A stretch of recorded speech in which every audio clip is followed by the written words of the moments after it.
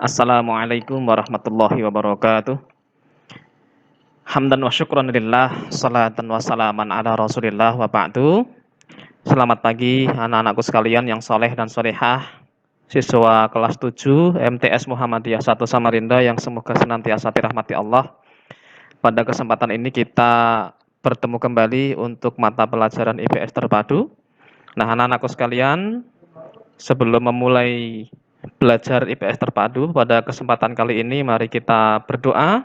A'udzubillahi minasyaitonirrajim. Bismillahirrahmanirrahim. Rabbi zidni ilma warzuqni fahma. Amin.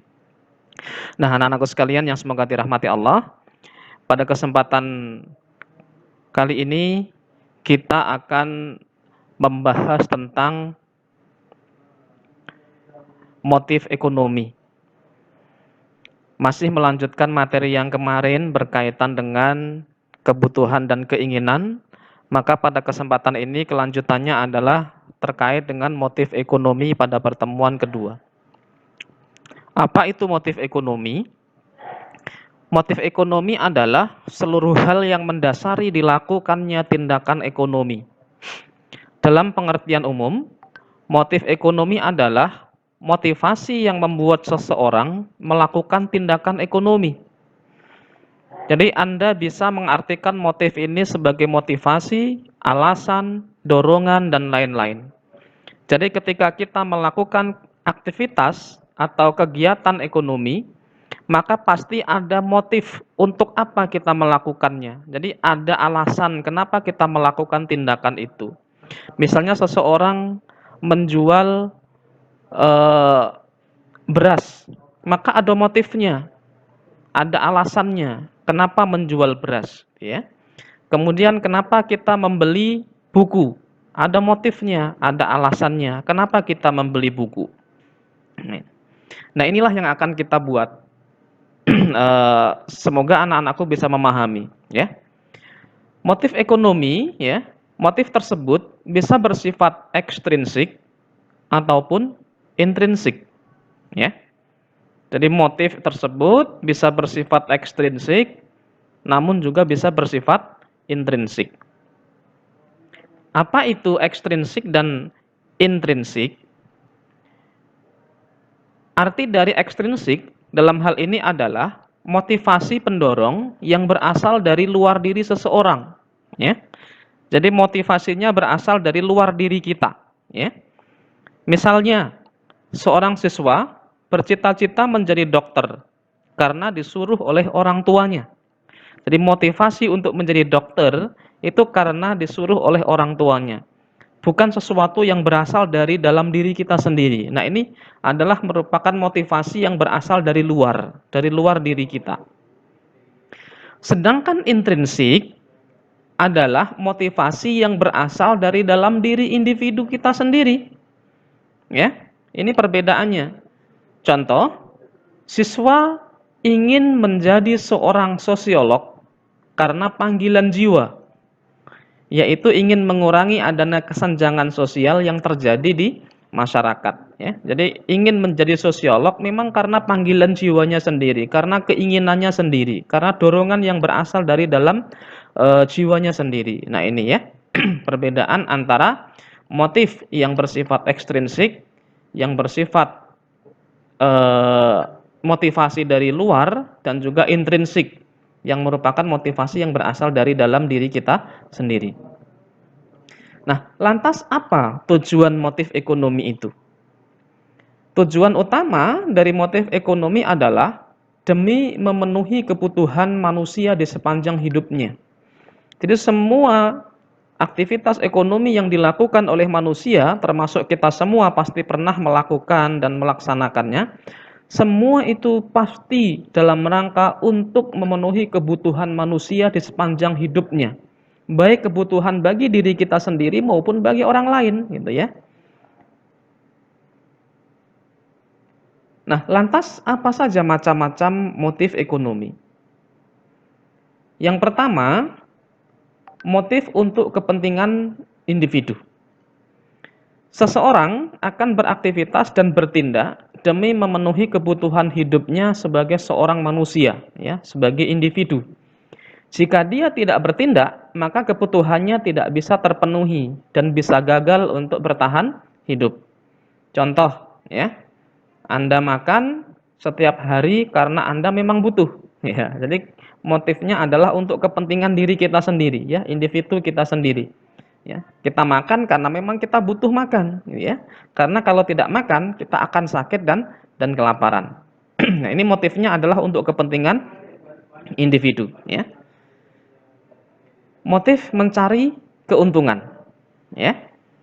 Jadi tujuan utama dari motif ini adalah demi mendapatkan profit yang banyak. Dalam kehidupan sehari-hari, tentunya kita seringkali melakukan kegiatan tertentu untuk mendapatkan keuntungan, ya.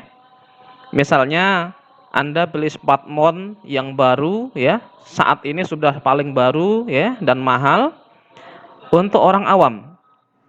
Di tahun berikutnya, smartphone keluaran terbaru yang lebih canggih pun dirilis di pasar. Smartphone yang lama akhirnya kemudian Anda jual daripada dibuang, ya. Kalau dibuang kan sayang, maka dijual. Menjual smartphone yang lama atau memberikannya pada orang terdekat adalah salah satu motif ekonomi demi mendapatkan keuntungan, ya. Jadi daripada dibuang tidak mendapatkan apa-apa, maka lebih baik dijual, ya. Ini adalah walaupun harganya tentu sudah turun, tetapi daripada tidak mendapatkan sama sekali karena kita ingin mendapatkan atau membeli smartphone keluaran yang terbaru tadi.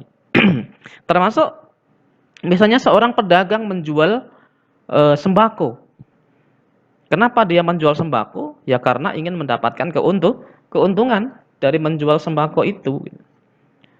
Maka orang yang berdagang di pasar dan juga termasuk di warung, di toko dan lain sebagainya, motifnya adalah untuk mencari keuntungan.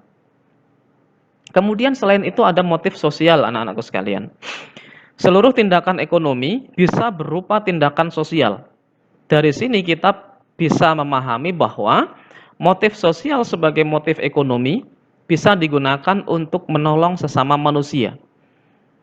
Contoh, ada seorang mahasiswa yang merintis suatu bisnis dan mempekerjakan teman-temannya sebagai karyawannya, ya. Motif yang dia lakukan adalah demi membantu teman-temannya daripada mereka menganggur. Nah, ini adalah contoh motif sosial, ya. Walaupun dia berbisnis, tetapi memilih untuk mempekerjakan teman-temannya di usaha yang sedang dia rintis daripada teman-temannya menganggur. Ini adalah bagian daripada motif yang disebut sebagai motif sosial. Kemudian yang berikutnya adalah motif memperoleh penghargaan.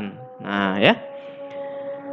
Motif untuk mendapatkan penghargaan adalah tindakan manusia yang didorong untuk mendapatkan penghargaan. Penghargaan yang dimaksud bukan sekedar mendapatkan pujian atau piagam, tetapi juga ingin status sosial yang lebih tinggi di masyarakat sekitar. Contoh, ada seorang manajer atau pengusaha, ya, sudah jadi manajer, ya, sudah pengusaha, tetap melakukan kegiatan ekonomi dengan keras walaupun keuntungan dan kemakmuran sudah diraih. Jadi sudah punya keuntungan, sudah makmur hidupnya, sudah sukses, tapi dia tetap bekerja keras. Hal ini dilakukan agar ia tampil sebagai manajer yang handal dan disegani. Nah, ya. Dan disegani. Nah, prestasi tersebut tidak jarang membuahkan penghargaan dari pemerintah maupun dari kalangan pengusaha lainnya. Nah, ini ya. Jadi motifnya adalah untuk mendapatkan penghargaan. Kemudian selain itu ada motif mencari kekuasaan, anak-anakku sekalian, ya. Motif untuk mendapatkan kekuasaan ekonomi adalah keinginan manusia yang sudah makmur tetapi masih melakukan tindakan ekonomi karena dorongan untuk memperoleh kekuasaan di berbagai kegiatan usaha dalam perekonomiannya. Contoh, di suatu kelurahan, ya, sedang terjadi pemilihan lurah baru. Nah, misalnya katakanlah Pak Wibowo adalah salah seorang calon lurah. Ia kemudian memodali perbaikan jalan yang rusak di kampungnya, menyelenggarakan pengobatan gratis kepada masyarakat di kampungnya, tetapi dengan harapan dalam pemilihan kepala desa nanti ia akan mendapatkan keuntungan, yaitu berupa dukungan dari masyarakat sekitarnya sehingga dia bisa dipilih atau terpilih sebagai kepala desa. Nah, ini contoh ya. Jadi motif kegiatannya ekonomi, tetapi motifnya adalah untuk mencari kekuasaan. Nah, anak-anakku sekalian yang semoga dirahmati Allah, demikian ya motif ekonomi. Ternyata kegiatan ekonomi, aktivitas ekonomi yang dilakukan oleh manusia semuanya memiliki motif. Nah, di antara sekian motif tadi, manakah motif ekonomi yang kita sedang laksanakan dan pernah kita laksanakan dan nanti ke depan akan kita laksanakan? Tetapi yang jelas kita sudah memahami semuanya, insya Allah. Semoga anak-anakku sekalian senantiasa dipermudah di dalam memahami ilmu-ilmu yang sudah disampaikan oleh Bapak Ibu Guru, dan juga senantiasa diberikan kesehatan selalu. Jangan lupa tetap beribadah ya, jaga sholatnya, ngajinya, dan selalu berbakti kepada kedua orang tuanya. Nah, anak-anak sekalian, demikian yang dapat Bapak sampaikan. Kurang lebihnya mohon maaf lahir dan batin. Billahi taufik wal hidayah. Fastabiqul khairat. Wassalamualaikum warahmatullahi wabarakatuh.